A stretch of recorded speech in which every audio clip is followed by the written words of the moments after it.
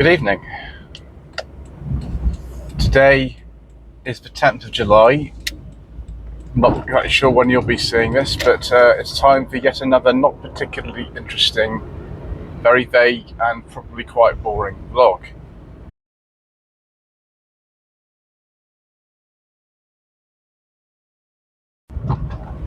So as many of you know, on the 27th of June, my lady wife was hit from behind in the SsangYong Tivoli that we have by a driver who we believe was drunk.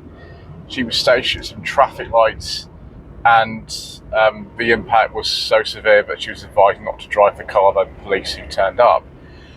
Gentleman, I believe, was properly arrested, and he was definitely the cause of the accident.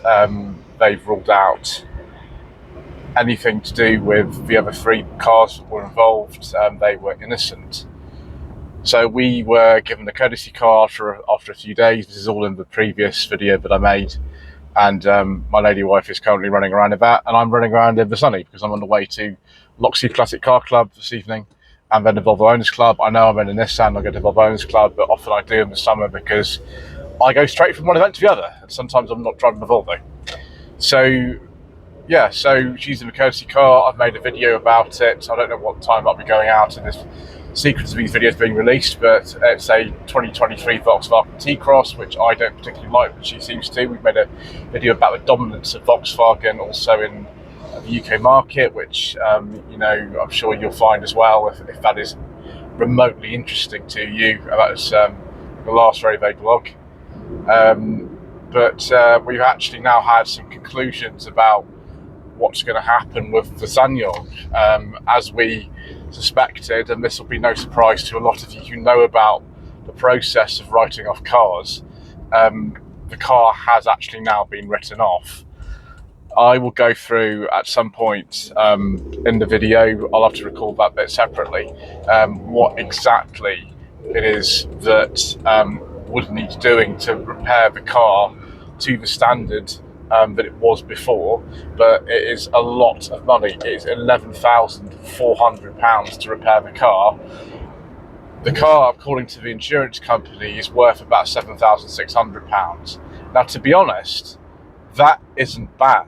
We bought that car in 2020 for £13,700, and we have done over 50,000 miles in it. Ironically, I recorded the ownership update of that car early. I don't know why I did, but I'm glad I did, because I recorded it about 2 days before the incident happened. So we actually got a really accurate record of what that car was like at the time. So that is fine, and it seems to have been recognised. The insurance company gave an offer, and I didn't even contest it because I thought the car was only worth £7,000. So there we go. And I went to see it today. I was able to, thanks to Paige Southampton, who have been dealing with it, able to take a little bit of video showing the state of the car. It's not very long because I didn't, there's not an awful lot to see, not a lot to say. The damage report on the car is actually a little bit more indicative of what's going on as opposed to seeing it, but I will just put a little bit in now so you can actually see what it looks like having been involved in the accident. So I'm down here at Paige Southampton, who've been storing and looking after the car pretty much since it happened, and the damage is quite extensive. It doesn't look too bad from the front. We'll come back to the back in a moment, but it does still open everything. The interior still looks okay, and I'll be getting whatever I need out of it here. The front looks okay. You can tell where this got shoved into another car. You can just sort of see where number plate is, but the front end's really not damaged. The damage is at the back. Apparently this car would be about £11,400 to repair.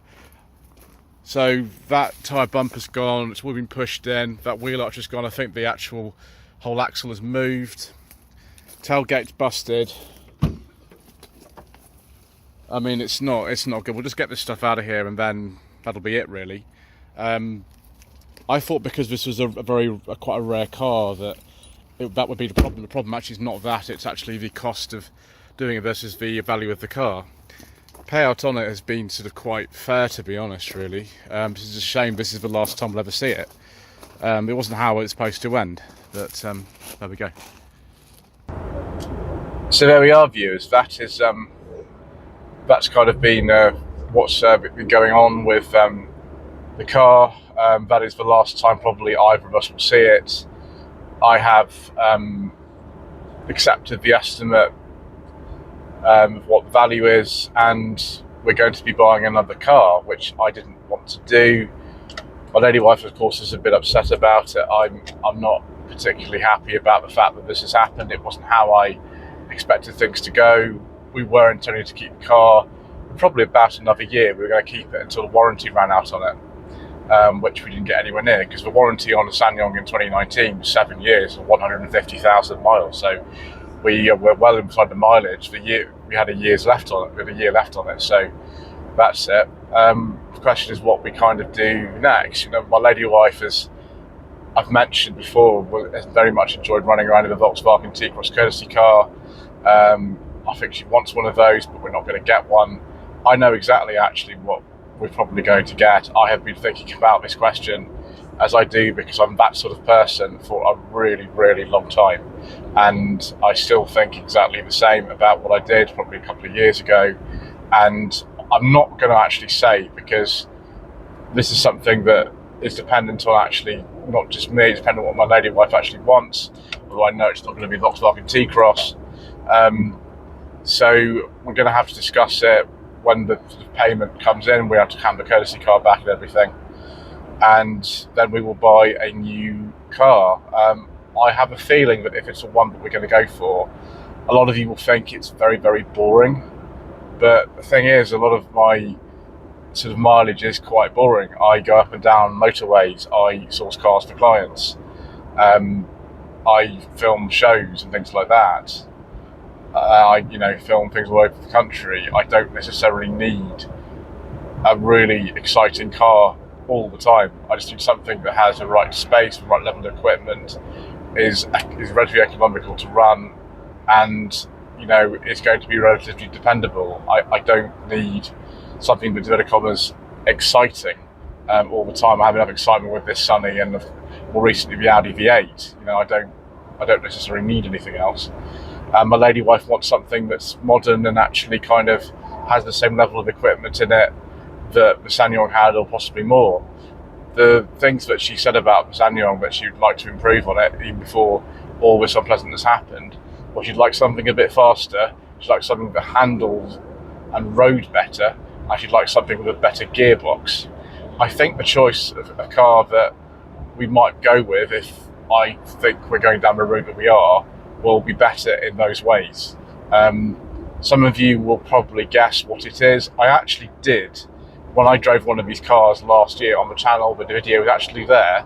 I did say that this is probably what we would buy if we were to replace the SsangYong, and it looks like actually that's going to happen. So there we are. It's predictable, but then I have enough excitement in my life as it is with what's sort of going on, that I don't necessarily need things to be unpredictable all the time. So that's it, really. I think that's kind of it. This part, I will stop at some point and then just now go through the estimate to repair the damage, and then you'll understand why they wrote the car off.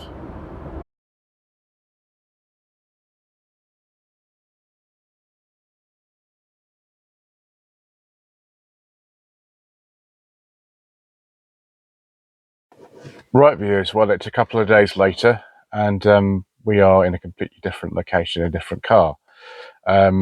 I'm recording this at about 7:30 in the evening because it is roasting hot here in the Midlands in the south of England at the moment. And it's quite nice to not have to deal with that at the moment, particularly because the Volvo and the Sunny do not have air conditioning. I was actually going to get that fixed in the SsangYong, but of course we don't need to do that anymore. I will get the wheels refurbished because it's been written off. I have this document here that's been given to me from the people who actually did the assessment, and you would not believe the amount of parts that they have suggested that the car would have needed to go back on the road and be restored to the condition it was in before the accident. So we have pleasure in presenting our estimate of the accident damage repairs on the above vehicles. SsangYong Tivoli. Parts and panels requiring renewal. Here we go. Underbody protect, panel bond adhesive, seam sealer, body filler, lower tailgate trim, rear upper bumper, rear lower bumper, right rear reflector, yep, right rear lower bump molding, right rear bumper CTR, cover what's CTR, I don't know. Rear bumper support, left rear inner bumper bracket, right rear inner bumper bracket.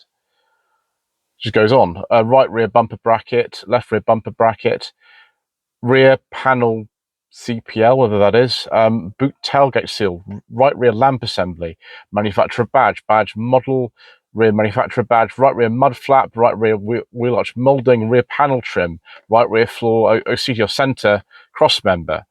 Yeah, so it has actually damaged the cross member, so it's why it's a structural write-off Cat S. Exhaust heat shield, right rear exhaust silencer, rear silencer gasket, left rear exhaust rubber, right rear exhaust rubber, front exhaust silencer, right rear floor front cross member, right rear bumper wiring harness, right rear outer parking sensor, right rear inner sensor in bracket, right rear outer sensor in bracket, right rear inner parking sensor, boot lid tailgate. Parts and panels requiring repair, right rear side panel, repair boot floor, repair right rear side member top, repair sill refurbished ×2, repair clamp and pull, associated work required, remove and refit trial tailgate, check rear inner side panel CPL, what's that, I don't know, allowance and quality control, allowance and clean car, allowance vehicle shutdown, check and road test, allowance to 3 panels, parts and panels required painting, rear panel CPL new part painting, bootlet tailgate new part painting, right rear floor, front cross member surface paint, right rear center cross member surface paint, rear upper bumper new part paint, K1R, whatever that means, right rear lower door something repair painting, right rear side panel painting, towing eye cover surface paint plastering, I don't know, right rear outer door handle surface paint plastering, boot floor surface paint, right rear side member top surface paint, seam sealer apply, denib and polish allowance.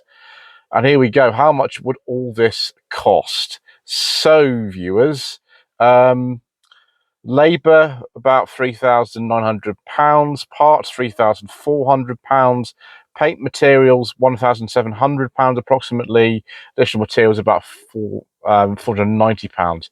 So with VAT at 20%, including VAT, just over £11,400. Instead, they've decided to pay out of the car, which is actually at about £7,600, which actually isn't that bad for a 2019 SsangYong Tivoli with 59,000 miles on the clock. So that's it, viewers. Thank you ever so much indeed once again for watching. Please don't forget to subscribe to the channel, like this video, comment below, and who knows what will happen next. I'll have to go and buy a new car.